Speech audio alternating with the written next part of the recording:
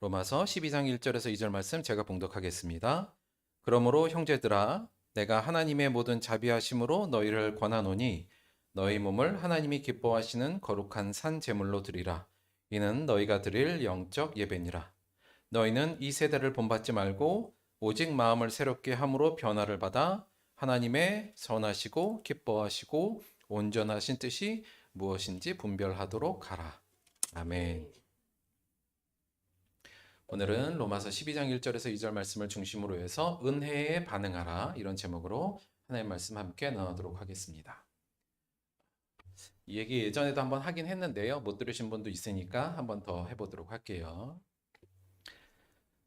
제 기억으로는 2016년 여름이었어요. 저희 남해에서 모천교회 할 때 앞에 보이시는 두 어르신분들, 두 부부가 저희 여름에 뒷문을 열고 예배 시간에 예배 드리러 들어오셨어요. 그런데 우리 남해 모천교회 아시는 분들은 아시겠습니다만 저희가 어디 길 가다가 들어올 만한 교회는 아니었잖아요. 그냥 간판만 하나 있지 교회처럼 보이지도 않았고 그냥 지나가던 사람이 들어오는 일은 거의 없었는데 2016년 여름에 이 두 분이 이 부부가 문을 열고 저희 교회로 들어와서 이제 예배를 드렸습니다. 그냥 그때 생각은 그냥 여름에 남해 놀러 왔다가 그냥 주일날 그냥 가까운 여기 지나가다 교회 있으니까 들어오셨나 보다 이제 이렇게 생각을 했어요. 그리고 그냥 넘겼는데 두 번째 그 다음 주 계속 나오셨고 결국은 저희 이제 당시 모천교회 이제 한 식구로가 되셨던 분입니다. 임대훈 집사님하고 지윤이 집사님 두 분이신데 이분들이 저희 교회를 그러니까 왜 됐냐면 이분들이 원래는 대구에 사셨었어요. 그런데 두 분이 좀 몸이 안 좋으셔서 요양차 남해에서 잠깐 지내실 때 교회를 찾다가 일단 먼저 남해에 있는 다른 교회를 다니셨는데 그 교회에서 좀 분쟁이 있고 해서 있기가 어려워서 곤란하던 차에 당시 저희 저희 그 남해 그 해안도로에 저희 교회가 있었잖아요. 모천교회가. 그래서 지나가는 길에 뭐 이런 교회가 다 있냐 이렇게 된 거예요. 그래서 보고 그럼 이 교회 한번 가볼까 이제 그렇게 해서 들어오신 케이스가 됐습니다. 근데 그 이후로 이 두 분께서 저희 교회에 온 이후로는 굉장히 많이 풍성해졌어요, 교회가. 무엇보다도 여기 저희 그때 있었던 9명의 아이들에 대해서 정말 성심껏 물심양면으로 아이들을 사랑해 주시고 정말 잘 섬겨 주셨고 그 이후에 이분들이 다시 대구에 돌아가셔서도 저희 교회에 꾸준히 나오셨습니다. 대구에서 남해까지 한 번에 오기가 너무 힘들잖아요. 그래서 또 몸도 안 좋으시고 그래서 장거리 운전이 힘드셔서 당시에는 1박 2일로 교회 주일 예배를 참석하기 위해서 1박 2일로 교회 왔고 중간에서 주무시고 돌아가시고 뭐 이런 일들도 실제로 있었어요. 그래서 저희 모천교회 마지막까지 함께 하셨던 분입니다. 임대훈, 지훈 입사님인데, 그러니까 어느 날, 이분들이 오시고 나서 이제 어느 날 제가 임집사님하고 따로 이제 만나서 얘기를 좀 했어요. 왜 그랬냐면, 당시에 보기에는 임집사님이 저희 그 당시 모천교회 상황에서는 헌금을 좀 너무 많이 내시는 거예요. 그러니까 물론 뭐 그야 뭐 개인에 따라 다릅니다만 제가 볼 때는 저희들의 모습 안에서는 되게 헌금을 좀 많이 하셨어요. 그래서 제 생각은 뭐였냐면 이제 이분이 교회 딱 오셨는데 저희 뭐 그때 다 아시잖아요. 장의자 5개 놓고 했는데 이제 이 교회 보니까 한 절반 이상이 다 애들이고 또 어르신들이고 헌금 낼 사람이 없겠구나 생각해서 이분이 좀 책임감을 갖고 많이 내신 게 아닌가 저는 이제 그 생각을 좀 한 거예요. 그래서 임 집사님 불러서 제가 임 집사님 저희 그렇게 어렵지 않아요. 현금 이렇게 많이 안 내셔도 될 것 같습니다. 이렇게 말씀을 드렸어요. 그랬는데 그 말을 들은 임 집사님 반응이 아직도 저는 그 뉘앙스를 잊지 못할 것 같아요. 그러니까 뭐라 그러셨냐면 제가 이 말을 하니까 일단 표정이 어땠을까요? 되게 황당하다는 표정을 일단 지으셨어요. 근데 그게 그 황당이 어떤 의미였냐면 그리고 딱 나서 그 말씀 듣고 임 집사님이 저한테 하신 말씀이 이거였습니다. 어, 제가 뉘앙스가 이랬어요. 목사님, 이게 제일 쉬운 일이에요. 저한테 그러더라고요. 그러니까 목사님, 이게 제일 쉬운 일입니다. 저한테 그렇게 얘기하시고는 그 뒤에 또 여러 설명을 해주시긴 했는데, 나중에 이제 이분하고 계속 얘기하고, 대화하면서 그때 그 의미를 이렇게 이렇게 아마 이 의미가 맞을 겁니다. 무슨 말씀이셨냐면, 하나님을 섬기는 데 있어서 교회 일을 하는 건 정말 쉬운 일이에요. 이분 말에는. 어려운 것은 교회 밖에서 하나님의 뜻을 실천하는 일입니다. 이 의미로 이 얘기를 하신 거였어요. 그러니까 이분이 사업도 하시고 하시는데 사업하면서 또 이 교회 밖에서 살면서 하나님의 뜻을 실천한다는 게 굉장히 어렵다는 거예요. 그러니까 그게 단순히 나 혼자만 하나님의 뜻을 실천하면 되는 게 아니라 그걸로 인해서 다른 사람이 피해보는 경우도 때로는 생기고 굉장히 복잡한 상황들이 많이 발생하기 때문에 매 순간마다 하나님의 뜻을 실천하면서 살아가는 것, 그것을 이걸 해도 되나 말아도 되나 뭐 이런 것들, 그리고 그 사이에 관계들 안에서 조종하고 있는 이런 것들이 정말 힘든 거지. 그래서 내 삶의 다른 영역, 그러니까 교회 말고 다른 영역에서 하는 게 어려운 거지. 교회에 와서 예배드리고 헌금 내는 게 뭐가 어려워요. 이제 이런 의미였어요. 이게 제일 쉽다는 겁니다. 하나님한테 섬기는 것, 하나님을 섬기는 데 있어서 개인적으로 아유 그래도 헌금 내는 게 어떻게 쉬운 일입니까?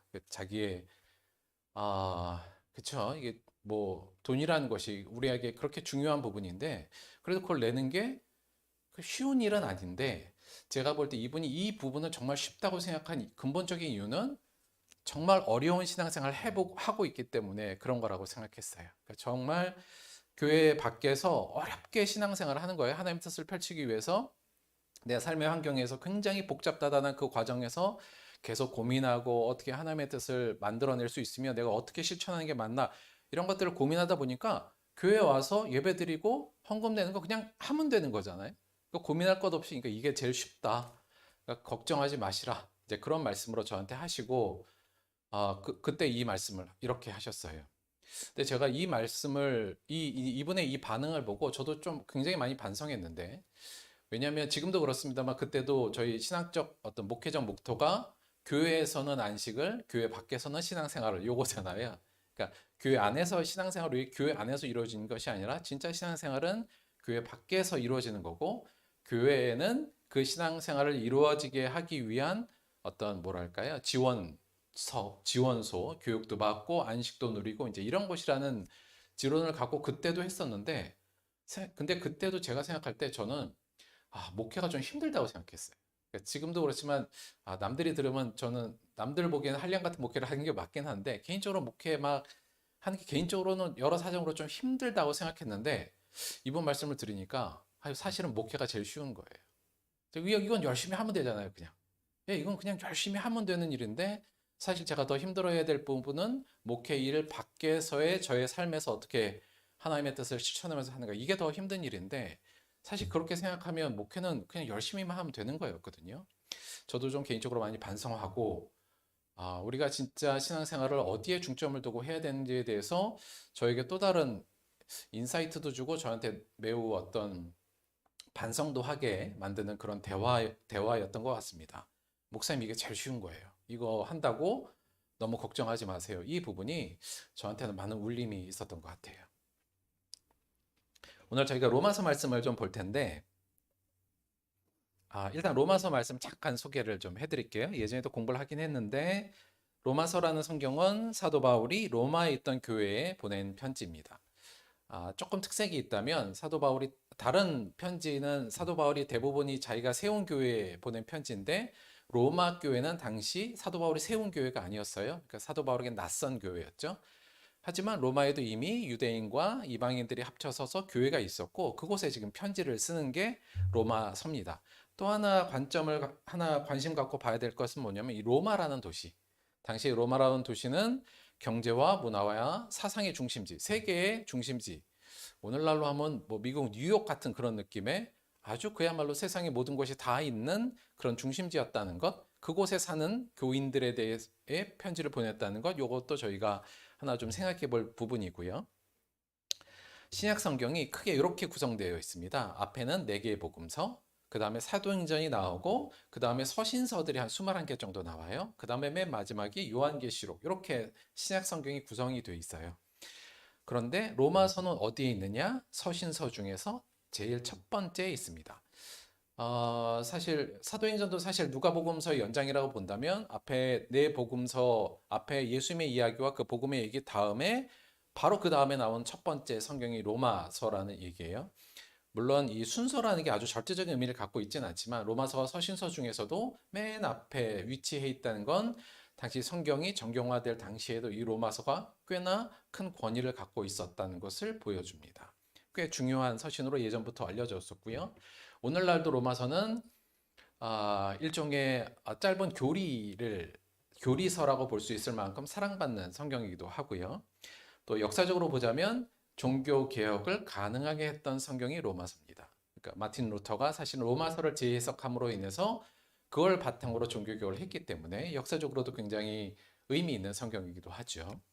로마서를 크게 보자면 두 부분으로 나누어져 있어요. 로마서가 앞부분은 사도 바울이 로마 교회에게 내가 전하는 복음은 이런 거야 하면서 복음의 내용, 복음이 무엇인지를 설명하는 부분으로 되어 있습니다. 1장부터 11장입니다. 물론 뒤에는 이스라엘에 대한 이야기가 좀 있습니다만 크게 보면 그래서 앞부분은 복음이 무엇인가에 대한 이야기로 되어 있고요. 그 뒤에는 이 복음을 받은 자들은 어떻게 반응해야 되는가의 이야기가 적혀져 있어요. 그래서 크게 두 부분으로 나누어질 수 있습니다. 일반적으로는 어디에 많이 관심을 가질까요? 일반적으로는 로마서는 보통 이 앞쪽에 관심을 많이 갖게 되어 있습니다. 왜냐하면 이게 이제 복음이 무엇인가를 알려주는 부분이기 때문에 교회에서도 사실은 이 부분을 굉장히 많이 이야기하고 저희들이 많이 좋아하고 익숙한 본문들은 대부분 이쪽에 있는 경우가 많아요. 대체 그럼 사도 바울이 전한 복음의 내용이 무엇이냐? 저희가 이걸 좀 길게 공부는 해야 됩니다만 한마디로 정의하면 사도 바울이 내가 전하는 복음의 핵심이 뭐냐를 전할 때 이 부분으로 요약할 수 있을 것 같아요. 로마서 3장 23절에서 26절인데요. 모든 사람이 죄를 범하였음에 하나님의 영광에 이르지 못하더니 그리스도 예수 안에 있는 성령으로 말미암아 하나님의 은혜로 값없이 의롭다 하심을 얻은 자 되었느니라. 이 예수를 하나님의 그의 피로써 믿음으로 말미암아 화목 제물로 세우셨으니 이는 하나님께서 길이 참으시는 중에 전에 지은 죄를 간과하심으로 자기의 의로우심을 나타내려 하심이니 곧 이때 자기의 의로우심을 나타내사 자기도 의로우시며 또한 예수 믿는 자를 의롭다 하려 하심이라. 한마디로 말씀을 드리면 우리 죄인들, 우리들은 죄인이었지만 하나님께서 예수 그리스도를 이 땅에 화목제물로 보내시고 그 값으로 우리를 속량하셔서 우리를 의롭다 칭하게 만드셨다. 이 부분이죠. 이 부분이 한마디로 말하면 복음이고 복음의 핵심적인 내용이라고 말할 수 있습니다. 사도 바울이 그 이후에 이 복음을 설명한 이후에 그 다음에 우리들에게 그 당시에 이 편지에서 전하는 얘기는 뭐냐면 그럼 우리가 이 복음을 받았으면 이 은혜를 받았으면 우리는 어떻게 반응해야 되느냐 그 은혜 그 부분을 이야기하는 거예요. 오늘 저희들의 본문은 바로 그 부분 복음에 어떻게 반응할지를 시작하는 이야기의 첫 번째 어찌 보면 요약이라고 할 수 있는 두 절의 말씀입니다. 그런데 일단 저희가 본격적으로 살펴보기 전에 여러분 이거 한번 생각해 볼게요. 뭐냐면 우리가 여간 은혜를 받았잖아요. 그러니까 이게 일반적으로는 저희들이 다 지금 공유하고 있는 일종의 현재까지 믿음이죠. 그러니까 다시 말하면 우리는 하나님으로부터 큰 은혜를 받았다는 것을 우리가 이제 믿고 교회에 오는 거 아니겠습니까? 자, 그러면 우리가 누군가에게 큰 은혜를 받았다. 큰 빚을 졌다. 또는 크게 선물을 받았다라고 했을 때 크게 두 가지의 반응을 저희들이 생각할 수 있을 것 같아요. 여러분이 크게 은혜를 받을 때 어떻게 반응하면 그게 합당하고 합리적인 걸까 한번 생각해 보면 두 가지인데요. 첫째는 이렇게 반응한 사람도 있을 거예요. 뭐냐면 감사합니다 주셔서 그런데 저한테 은혜를 주시는 분이군요. 은혜 더 주세요. 이런 반응이 있을 수 있고요. 또 하나의 반응은 감사합니다. 이제 제가 조금이라도 갚고 싶어요. 이런 반응이 있을 수 있겠죠. 어떤 게 이성적인 반응입니까? 그러니까 이게 이성적인 반응이에요. 그러니까 그냥 정상적인 사람이라면 사실은 2번으로 반응하는 게 맞죠. 어, 마치 1번은 마치 약간 좀 어린아이 같은 반응입니다. 저한테 선물 주셨으면 좋은 분이네. 계속 주세요. 요거는 어린아이 같은 생각이죠. 근데 이제 우리가 이성이 자라고 지성이 좀 생기고 사람이 소위 말하면 철이 들면 2번 같이 이야기하게 되고 반응을 보이는 게 어찌 보면 너무나도 당연한 이치이고 그냥 합리적이라고 이야기할 수 있습니다. 근데 때로 보면 우리가 1번 같이 반응할 때가 많아요. 하나님에도 하나님은 나에게 은혜를 주셨네? 은혜를 주신 분이네 더 은혜 주세요라는 쪽으로 우리의 신앙이 많이 반응하는 것이 많은데 아주 상식적으로 보면 2번 같이 얘기하는 게 아주 상식적인 거죠. 이렇게 은혜 주셔서 감사합니다. 조금이라도 저는 갖고 싶어요. 이런 마음을 갖는 게 어찌 보면 너무나도 상식적이라는 얘기라고 할 수 있습니다. 자, 사도 바울은 우리가 이렇게 큰 복음, 예수 그리스도가 화목제물이 되는 나를 위해서 그 은혜를 받아서 우리의 죄가 이제 씻겨지고 의인이 된다는 이 큰 은혜를 받았는데 그거에 대해서 우리는 어떻게 반응할 것인가에 대한 이야기를 할 때 1번으로 얘기했을까요? 2번으로 얘기했을까요? 예, 당연히 2번으로 얘기했겠죠. 예, 그건 너무나도 당연한 건데 이건 그냥 상식적이니까. 근데 사도 바울의 이 2번의 기조는 맞는데 그 내용은 사실 조금 충격적입니다. 어떤 식으로 반응해야 될까? 우리가 이 은혜에 대해서 사도 바울의 얘기를 이제 좀 더 확실히 한번 살펴보도록 할게요. 오늘 본 12장 1절입니다. 그러므로 형제들아 내가 하나님의 모든 자비하심으로 너희를 권하노니 일단 여기까지 볼게요. 자, 그러므로 자, 앞에 얘기가 쭉 연결되다가 이제 그러므로 이렇게 되겠죠. 그 앞에 얘기는 한마디로 말씀드리면 복음에 대한 이야기를 했잖아요. 그러니까 너희들이 하나님께 이렇게 큰 은혜를 받았으므로 이렇게 이해하시면 돼요. 마찬가지로 내가 하나님의 모든 자비하심으로 너희를 권한다. 내가 너희들에게 이렇게 하라고 지금 권면하는 것의 기초가 뭐라고요?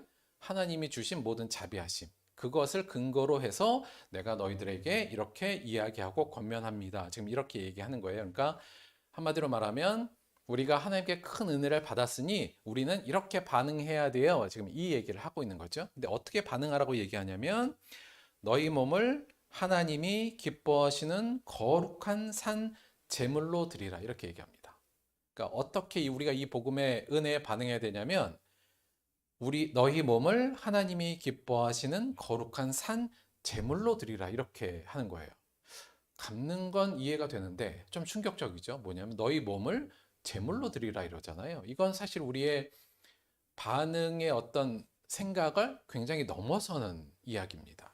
근데 이 이야기를 보시면 사도 바울이 지금 어떤 이미지를 통해서 이 얘기를 하고 있는 게 조금 보여요. 이거 어떤 이미지가 여기 지금 서려 있죠?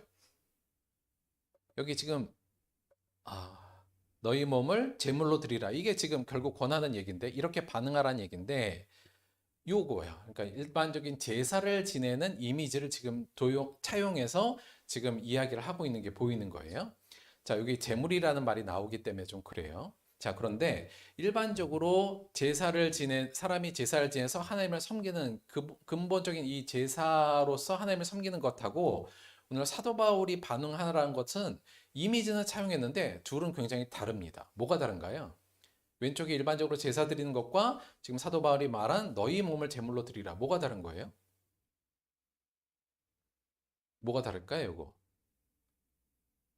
자, 일반적으로 제사를 드리는 건 어떻게 제사를 드리는 거냐면 제사를 지내는 자가 내가 가진 것의 일부를 가지고 나와서 그것을 하나님 제단 위에 올리고 하나님께 드리는 게 제사잖아요. 그런데 사도 바울은 오늘 뭐라 그러냐면 뭘 드리라고요? 너희 몸을 제물로 드리라는 거예요. 그러니까 이거는 제사하고는 또 다른 영역입니다. 제사는 내가 가진 것 중에 일부를 하나님께 드리는 거라면 오늘 사도 바울은 뭐라 그러냐면 너희 몸을 제물로 드리라는 거예요. 이미지가 확 오죠. 저기 불타는데 내 소유가 가는 게 아니라 내 자신이 그 불타는 곳에 들어가라는 게 지금 사도 바울의 얘기지 않습니까? 굉장히 충격적이기도 하고 과격한 이야기인 것 같기도 해요. 이게 무슨 의미냐라고 봤을 때 그래서 이렇게 이해하면 될 것 같아요. 여기서 몸을 제물로 드리라 그랬잖아요. 그래서 이 부분은 이제 하나님의 은혜를 받은 사람들은 너희 몸을 제물로 드리는 건데 그렇게 반응해야 되는데 첫 번째는 너의 일부가 아닌 너의 삶 전체를 하나님께 드리라는 게 지금 사도 바울의 권면의 이야기고요. 이거의 의미이고요. 다시 말씀드리면 네가 가진 거의 일부, 네가 가진 시간의 일부를 하나님께 드리는 게 아니라 네 몸, 네 삶 전체를 제단에 올려서 하나님께 드리라는 거죠. 따라서 일부가 아닌 너의 삶 전체를 하나님께 드리라. 이 의미가 되고요. 두 번째는 내 몸이 결국은 제단 위에 가서 이미지상으로 이제 불타서 없어지는 거지 않습니까? 그럼 그 얘기는 결국 뭐냐면 이제는 너의 삶을 사는 게 아니라 하나님께 바쳐진 주님의 삶을 살아야 된다는 것이 이 내용 안에 의미로 포함되어 있는 거예요. 다시 말하면 우리가 그렇게 하나님께 은혜를 받았으니 우리는 마땅히 이렇게 하나님께 반응해야 돼요. 어떻게? 우리의 몸을 제물로 드립시다.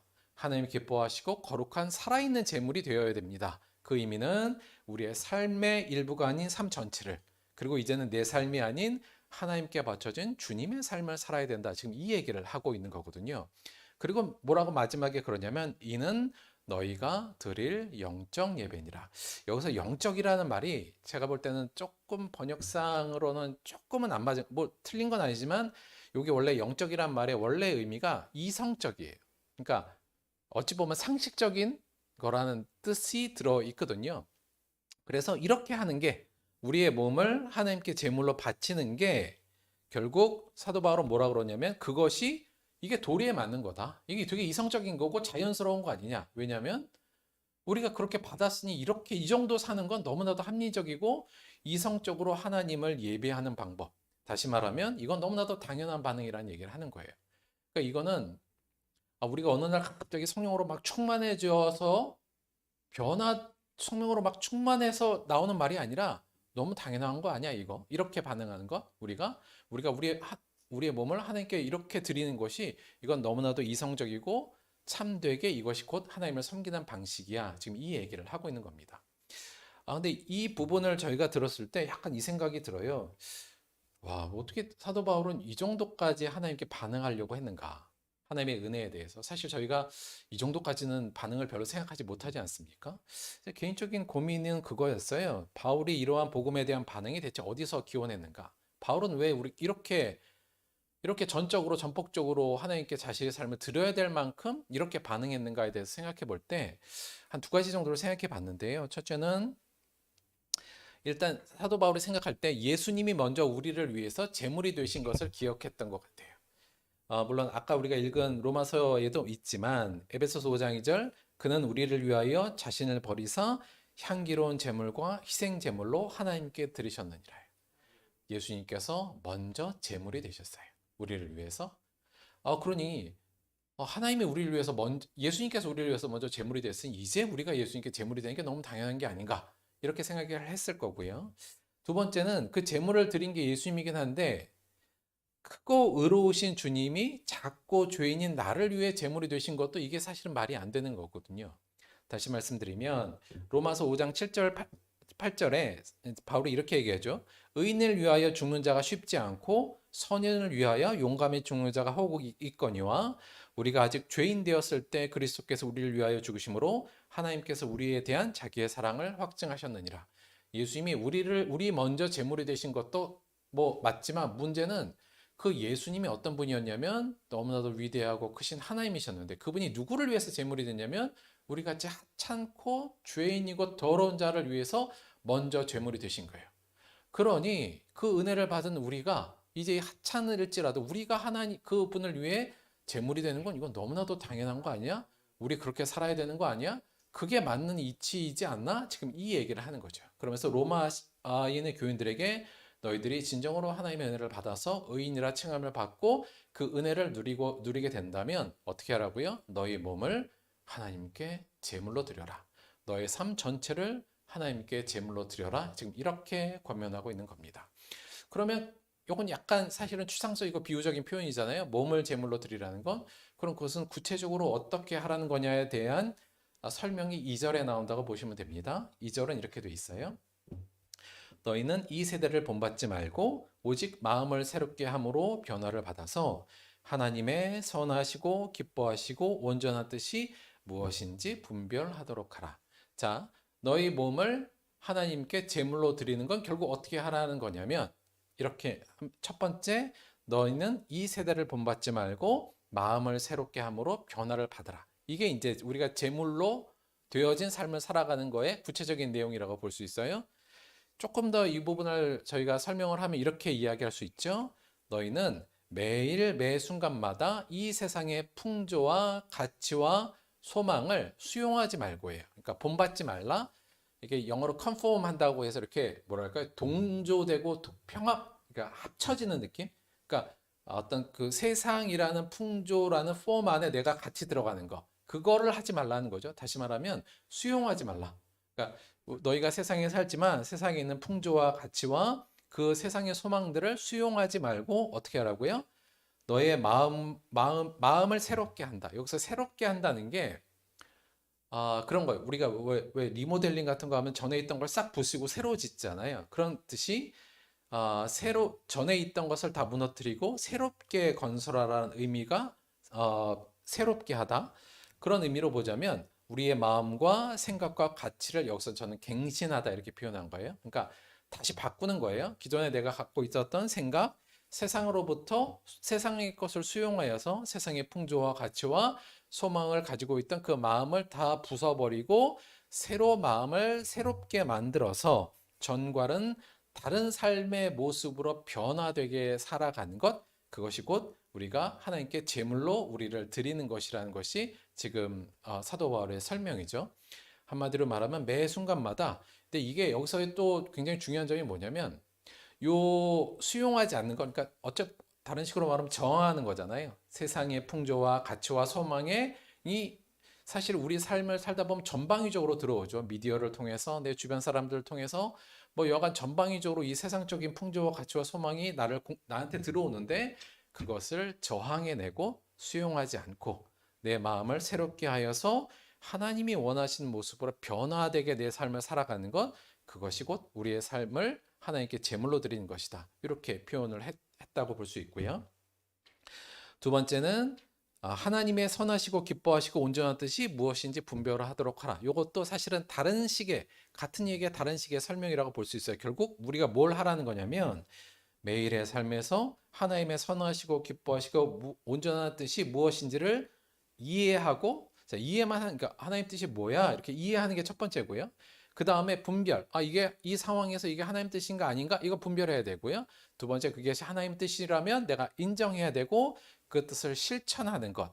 우리 번역에는 이게 분별하도록 하라 이렇게 돼 있는데 이게 원래 원어에는 증명하라 이런 식으로 돼 있어요. 그러니까 요 분별의 뜻이 있지만 증명하다는 것은 요 네 가지의 단계, 내가 하나님 뜻이 무엇인지를 이해해야 되고 구별하고 분별하고 그 하나님의 뜻을 진정한 하나님의 뜻으로 내 마음속에 인정하고 동의하고 더 나아가서 실천하는 것. 그래서 매 삶의 순간마다 하나님의 뜻이 무엇인지를 이해하고 또는 그래서 늘 구별하려고 노력하고요.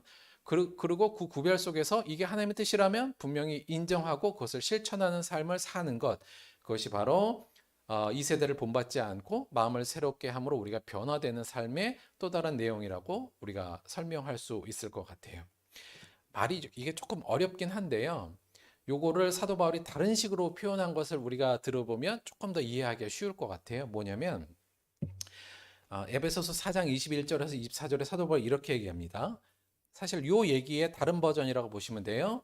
진리가 예수 안에 있는 것 같이 너희가 참으로 그에게서 듣고 또한 그 안에서 가르침을 받았을진데, 한마디로 말하면 너희가 예수 안에 구원을 받고 그의 가르침을 받았다면 이렇게 돼요. 그 다음에 너희는 유혹의 욕심을 따라 썩어져가는 구습을 따르는 옛사람을 벗어버리고 오직 너희의 심령이 새롭게 되어 하나님을 따라 의와 진리의 거룩함으로 지으심을 받은 새 사람을 입으라 이렇게 표현하죠. 그러니까 사도 바울이 여기에서는 뭐예요? 옛 헌 옷은 벗어버리고 새 옷을 입으라 이렇게 표현하고 있어요. 전에 살던 세상의 풍조와 가치에 맞는 옷. 그러니까 사실은 이 옷이 저희들한테 너무나도 잘 어울리잖아요. 잘 맞기도 하고. 그래서 늘 이 헌 옷을 입고 싶어 해요. 입고 싶어 하죠. 그런데 사도 바울이 말하는 것은 그것은 과감히 벗어버리고 새로운 옷을 입는데 그 새로운 옷은 뭐냐? 하나님을 따라 의와 진리와 거룩함으로 지으심을 받은 새 사람을 입으라. 그러니까 약간 옷을 바꿔 입는 듯한 비유로 여기서 쓰고 있지 않습니까? 그러니까 근데 이 옷은 사실 저희한테 잘 안 맞아요. 그렇죠? 입어도 별 티도 안 나고 폼도 안 나고요. 그러니까 의와 거룩과 진리의 옷이 세상 사람들 볼 땐 그렇게 매력적으로 보이지 않거든요. 그러니까 잘 어울리지도 않는 것 같고, 그러나 매일매일 그 옷으로 갈아입으라. 이게 사도 바울이 얘기했다면 오늘 너희는 이 세대를 본받지 말고 오직 마음을 새롭게 함으로 변화를 받아 하나님의 선하시고 기뻐하시고 온전한 뜻이 무엇인지를 분별하도록 하라. 옛 옷을 매일의 삶에서 벗어버리고 옛 가치들을 다 벗어버리고 늘 주님이 주신 새 옷을 입어서 새 사람으로 변화되어라. 그것이 곧 우리가 은혜 받은 사람들이 마땅히 하나님께 반응해야 될 진정한 모습이다. 지금 이렇게 이야기하고 있는 겁니다. 정리해 볼게요. 하나님의 헤아릴 수 없는 은혜를 받은 자들아, 그러니 그 은혜에 이렇게 반응해라. 사도 바울이 지금 이렇게 얘기하는 거죠. 어떻게 반응하는 거냐면, 첫째, 내 몸을 하나님이 기뻐하시는 거룩한 산 제물로 드리라. 이렇게 얘기했고요. 그 얘기는 이 세상의 가치와 소망에 지속적으로 저항하고 내 마음을 매일 새롭게 갱신함으로 정과는 다른 새 사람으로 변화된 삶을 살아라. 이 이야기이고요. 다른 식으로 얘기하면 매일의 삶에서 하나님의 뜻과 세상의 뜻을 분별하고 하나님의 뜻을 매일의 삶에서 살아내는 것, 그것이 우리가 이 은혜에 마땅히 반응해야 된다. 이렇게 이야기할 수 있을 것 같습니다. 한마디로 정리하면 저희가 이렇게 많이들 얘기하는 부분이에요. 뭐냐면 삶으로의 예배하는 것이 참되고 마땅한 섬김의 길이다. 그러니까 우리가 삶으로의 예배 이런 얘기 많이 하긴 하죠. 저도 예전부터도 많이 우리가 교회에서도 얘기하고 많이 하는 거지만 그럼에도 불구하고 잘 안 되는 게 바로 이 부분. 그러니까 우리가 예배가 오늘같이 이렇게 주일날 와서 드리는 것도 이것도 예배지만 참 예배는 교회 밖으로 나가는 그 순간부터가 진정으로 예배. 교회 밖에 나가서 내가 변화되어서 내 마음이 늘 갱신하고 새롭게 함으로 하나님의 새 사람으로 변화된 삶을 살아내는 것, 그것이 제대로 된 하나님의 섬김이며 참된 예배라는 것에 대해서 우리가 얘기를 많이 하고 있습니다만 참 어려운 일이다라는 생각도 듣습니다. 그러나 사도 바울이 마땅히 이거는 너무나도 마땅한 거야. 이건 너무나도 상식적인 거 아니겠니? 우리가 그렇게 하나님께 사랑을 받았으면 이렇게 살아가는 것이 맞잖아. 이 부분에 대해서 저희는 같이 동의를 좀 했으면 좋겠고 우리도 이렇게 반응하라는 은혜에 아멘으로 반응하는 것이 마땅하다. 이렇게 생각이 듭니다. 근데 이게 어려운 거예요. 그쵸? 이게 어려워요. 매일의 삶 속에서 내 마음을 늘 갱신해야 되죠. 원래 나한테 너무 잘 어울리고 너무나도 몸에 딱 맞는 옷은 벗어야 되죠. 또 나에게 잘 안 맞는 하나님의 옷은 계속 입고 사람들 앞에 서야 되죠. 그리고 그 관계 속 안에서도 생각해야 되고 이게 굉장히 복잡하고 어려운 일이니까 사실 이게 우리의 신앙에선 어려운 거죠. 교회 나오고 여기 와서 교회 그냥 나와서 교회에서 예배드리고 이건 그렇게 어려운 건 아니에요. 이거에 비하면. 그냥 여기는 열심히만 하면 되는 거니까.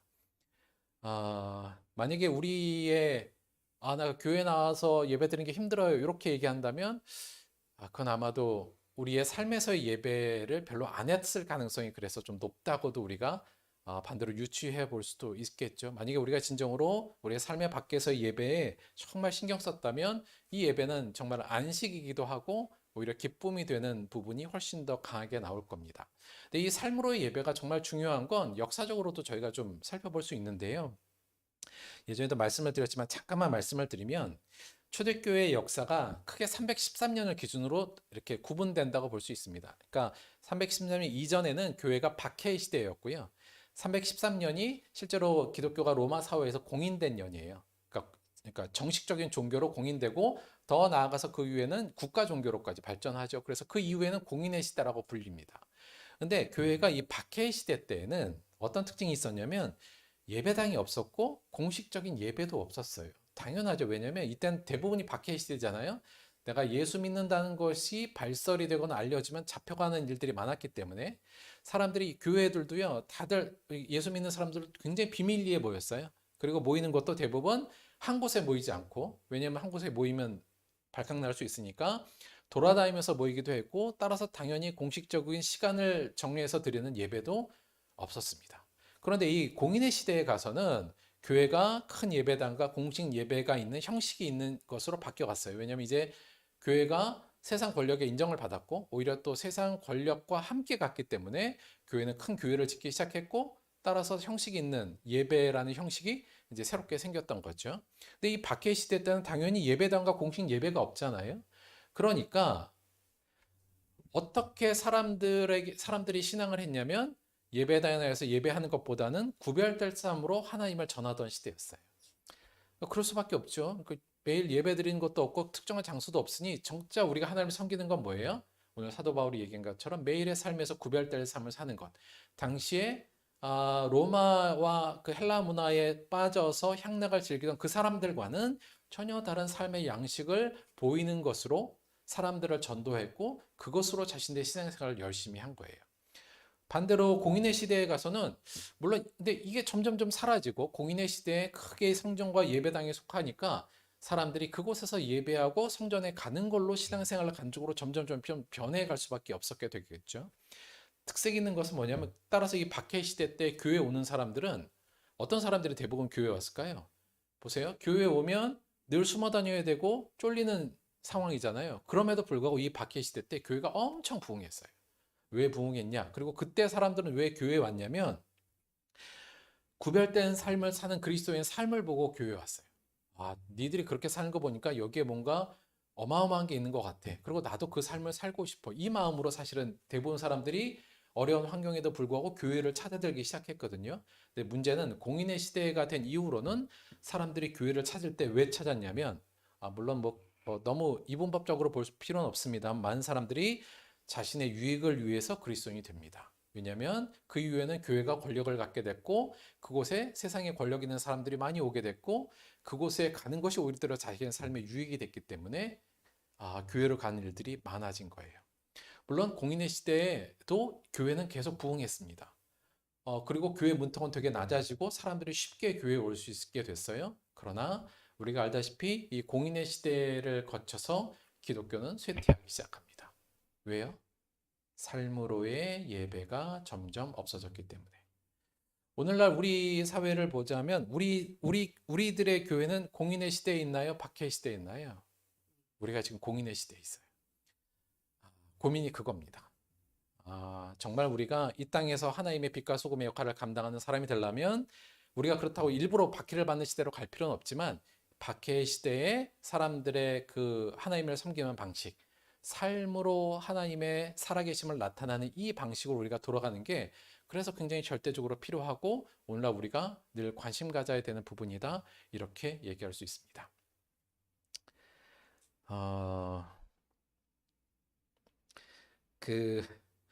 임대훈 집사님하고 지훈이 집사님한테 나중에 그걸 한번 여쭤봤어요. 아니 왜 우리 교회 오셨어요? 이렇게. 사실 저희 교회가 말씀드렸지만 무슨 총교회가 그렇게 부족함은 없었습니다만 다 아시겠습니다. 저희가 에어컨도 없이 지냈고요. 의자 5개 있었고 이랬잖아요. 그러니까 사실은 그렇다고 저희 예배가 막 성가대가 있었던 것도 아니고 무슨 피아노 하나 없었고 막 이러지 않았습니까? 그러니까 누가 볼 때는 이렇게 아름다운 예배를 드릴 만한 환경도 아니었잖아요. 그래서 제가 임대훈 선생님과 주임 선생님한테 물어봤어요. 아니, 왜 우리 교회로 오실 생각을 하셨어요? 의배 가면 큰 교회들도 있는데 이렇게 한 거예요. 그랬더니 이제 나중에 한 거지만 이분들이 이제 뭐야 이런 교회도 있어? 지나가면서 보고 나서 저희가 그때 블로그를 운영했잖아요. 그래서 아이들 삶을 좀 그 부모님들에게 좀 보여준다는 의미로 당시 블로그를 좀 운영했는데 그 블로그를 보신 거예요. 근데 그 블로그 중에서도 블로그를 보시다가 제가 볼 때는 이 영상을 보고 저에게로 오기로 결심하셨던 것 같아요. 이 영상은 뭐였냐면 2016년 4월 17일인데 아마 제 기억으로는 이때가 정인표 성도님 생일잔치한 주일이었는데 이 주일 날도 그냥 예배드리고 밥 먹고 아이들하고 공부하고 놀고 아이들을 집으로 데려다 주는 길, 그러니까 아이들 뒤에 차에 싣고 아이들 동네로 데려다 주는 길에 사실 이게 4월 17일이니까 되게 봄 날씨가 너무 좋았어요. 그래서 저는 요 봄 날씨를 기념하는 의미로 요 블랙박스 영상이었는데 요거를 블로그에 올렸었거든요. 요 영상을 보시고 두 분이 눈물을 흘리시고 저에게로 오셨다고 그랬어요. 왜 그랬지? 저는 이제 나중에 했거든요. 근데 요거 제가 길어서 약간 편집했는데 한번 볼게요.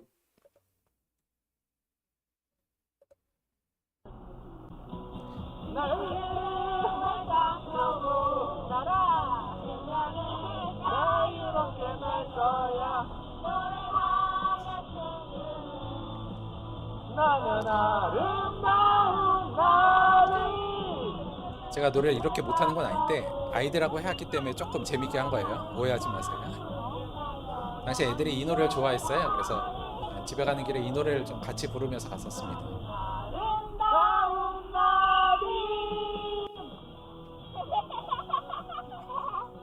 야, 내가 웃기려고 그렇게 한 거지. 은정이 집 앞이네요.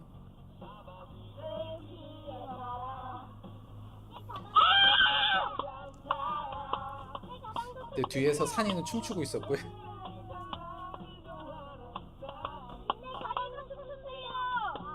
누가 춤춘다고?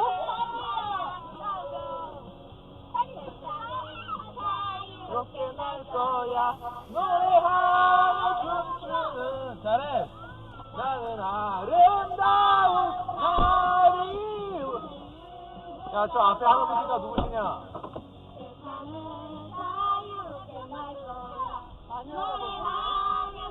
얘들아 저 할아버지 누군지 알아? 창문을 내리고 인사한다 시작 오늘 인사 잘했지 안녕하세요 우리는 아주 못합니다 할아버지가 좋아하시잖아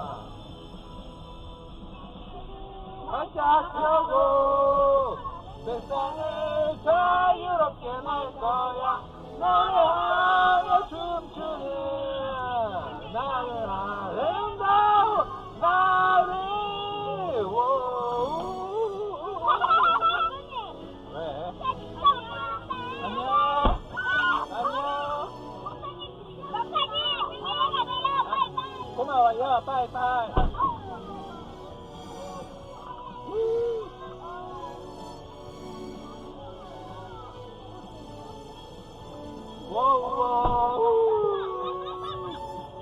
자리에 앉아. 자리에 앉아. 안녕. 자리에 앉아. 그래 안녕 어린이들. 삼둥이 집 앞에서 내려주는 모습이고요.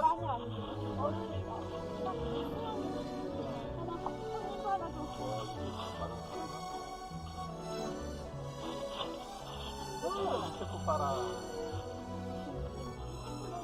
이거 내일 봐서 가보자. 애들이 이거 받았어요. 내일 오가는 길 거라. 숙제하고 안 시켜도 숙제해라.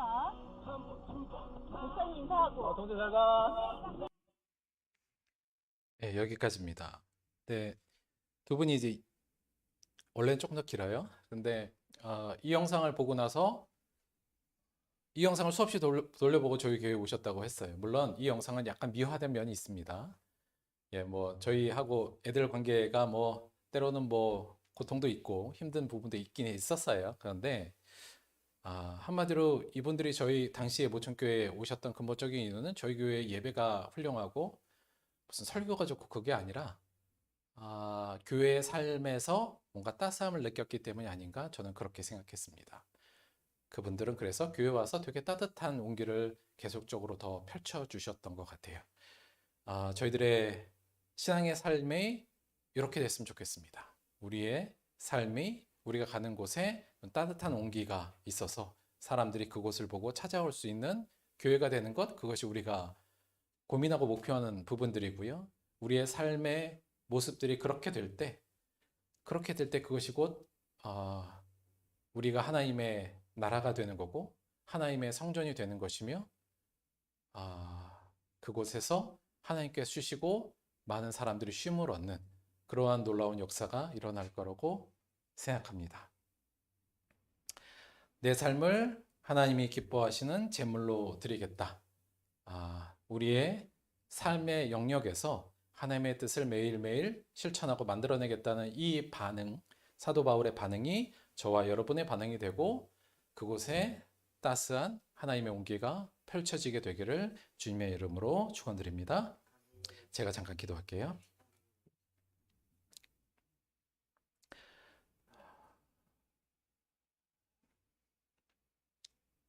하나님이 주신 은혜를 저희들이 깊이 그리고 크게 느낀다면 오늘 사도 바울이 저희들에게 주신 이 말씀, 너의 몸을 제물로 드리라. 너의 삶 전체를 하나님을 위한 삶으로 하나님의 뜻을 이루고 서로 사랑하라는 그 뜻을 만들어내는 것에 최선을 다하고 헌신하는 이 권고에 우리가 아멘으로 반응하는 자 되게 도와주옵소서. 우리는 하나님이 기뻐하시는 제물이 되길 원합니다. 이 저희들의 고백과 결단이 매일의 도전 앞에 힘들고 어렵겠지만 포기하지 않고 붙들고 달려나가는 저희들 될 수 있도록 함께하여 주옵소서. 예수님의 이름으로 기도드렸습니다. 아멘. 저희가 오늘 조금 할 게 죄송해요. 많아서 일단 광고 말씀 먼저 드리도록 하겠습니다. 저희가 원래 요거 안 하긴 했었는데요. 우리가 알다시피 오늘 이제 우리 효소인의 가족들이 공식적으로 저희 교회에 이제 오게 된 날이다 이렇게 볼 수 있을 것 같아요. 공식적으로. 그래서 저희들이 이런 거 안 하긴 했었잖아요. 그런데 그래도 왔으니까 환영의 인사는 좀 해야 될 것 같아서 저도 원래 이런 거 별로 안 좋아하긴 하는데 그럼에도 불구하고 오늘을 같이 우리 환영의 노래 잠깐 한 번만 부를 텐데 우리 연습한 거 있잖아요. 요거 축복합니다. 요거 부를 텐데 죄송한데 우리 형태 씨, 효선이, 의성이하고 뒤에 우리 수진이하고 우리 희선이 잠깐만 일어나 주시고 우리 혼자 일어나면 좀 민망하니까 우리 다 같이 일어나서 다 같이 자리에서 일어나서 예, 다 같이 자리에 일어나서 예, 우리 요 환영의 노래 한번 불러주도록 하겠습니다. 자, 가요. 자, 우리 박수 치면서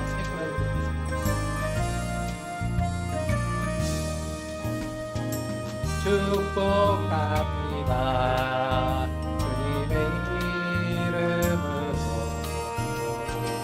축복합니다. 주님의 사랑으로 오늘 모인 주의 거룩한 자녀에게 주님의 기쁨과 주님의 사랑이 충만하게 넘치기를. 하나 둘 셋 넷. God bless you. God bless you. 축복합니다. 주님의 사랑이고 서로 환영하겠습니다. 그리고 의성이 없으면 잠깐만 나올까? 자, 요거 우리 저번에 크리스마스 때 건데 그냥 그래도 오늘 환영의 선물로 드리도록 하겠습니다. 그래서 잠깐만 또 하나 있다. 요거는 우리 성부경 신예배 때 행운잔치에 뽑힌 거예요. 형태 씨가 만든 거 이거 드리도록 하겠습니다. 고마워요. 우리 여기 이형태, 김수진, 그 다음에 이의성, 이효선, 이희선 이렇게 돼 있어요. 앞으로 우리 한 가족으로서 여러분 늘 사랑해 주시고 함께 해 주시길 부탁드립니다. 저희 그 정인표 성도님께서 또 시금치를 보내주셨어요. 이번에 2박스나 보내주셔갖고 하여튼 모천교회 다시 한번 성도님들에게 감사의 말씀을 드리고 가실 때 시금치 하나씩 가져가시면 되고요. 오늘은 김밥하고 라면 준비했습니다. 삐동 가셔서 라면 종류 또 많이 해놨으니까 마음에 드시는 걸로 잘 골라 드시면 되고 물 관리 조심해 주시고요. 다음 주가 설날이잖아요. 그래갖고 혹시 이제 설날에 못 오신 분들은 미리 좀 연락을 주셔요. 그래야 저희가 좀 준비할 수 있으니까 되도록이면 오셨으면 하는 마음도 있고요. 그리고 우리 서연옥 그 다음에 예진아 잠깐 앞으로 나올까요? 잠깐만. 우리 서연옥 성도님 앞으로 나오고 예진이 앞으로 잠깐만 나오자. 나와. 사실은 우리 서연옥 성도님은 제가 볼 땐 우리 교회 제일 모범생이거든요. 이게 아니 그냥 하는 말이 아니라 여간 제가 하라는 데는 하는 건 다 해요. 그래서 여간 되게 모범생이고 예진이 앞으로 와. 왜 그래? 예진이는 저희 학생부에서 제일 모범생이기도 하고 나이도 많은데 아이들을 너무 잘 돌봐줘요. 사랑도 많고 그래서 앞으로 예진이가 우리 좀 학생부 섬김이 회장 역할을 할 거고요. 우리 서연옥 성도님들은 특히 유치부 선생님으로 저희가 고용하려고 마음을 먹었습니다. 그래서 뭐 따로 임명장은 안 드리고 우리가 앞으로 섬기는 데 있어서 우리가 열심히 협조하겠다, 많이 도와주겠다는 의미로 인사하면 우리 같이 박수 보내줄게요. 차렷 경례.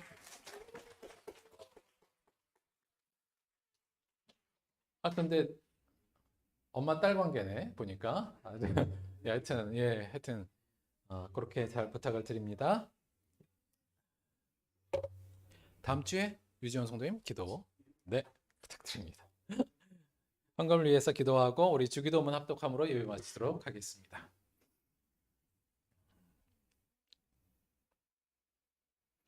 예수님께서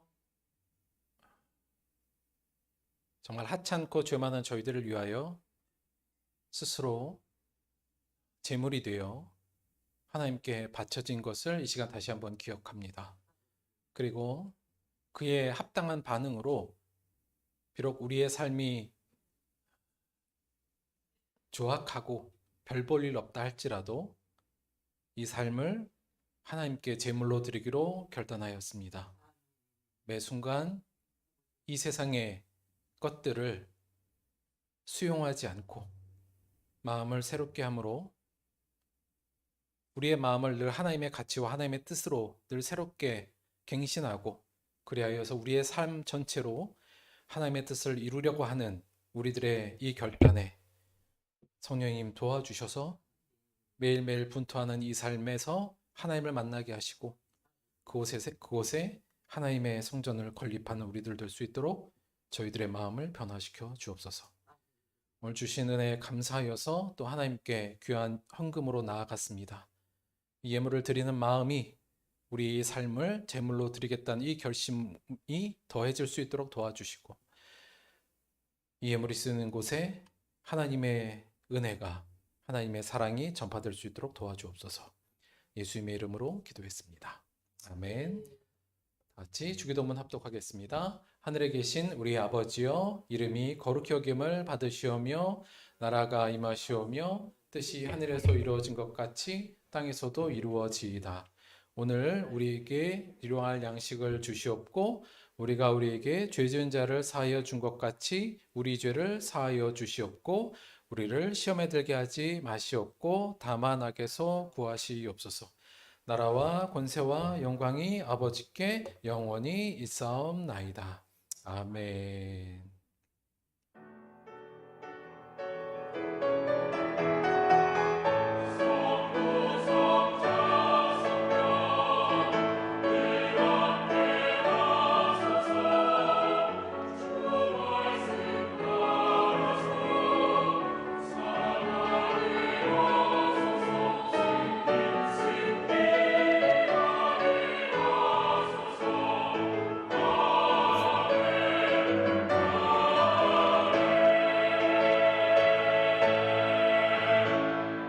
하나님께 감사의 박수 드리겠습니다. 자, 한 가지만 좀 조사 한번 해볼게요. 저희가 다음 주에 설날이잖아요. 혹시 다음 주에 오셔서 예배 끝나